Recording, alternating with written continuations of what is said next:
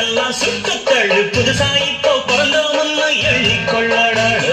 பயணம் எங்கே போனால் என்ன பாதை 100 ஆனால் என்ன தோட்டம் வச்சவன் தண்ணீர் விடுவான் சும்மா நில்லடா ஊத காத்து வீச உடம்புக்குள்ள கூச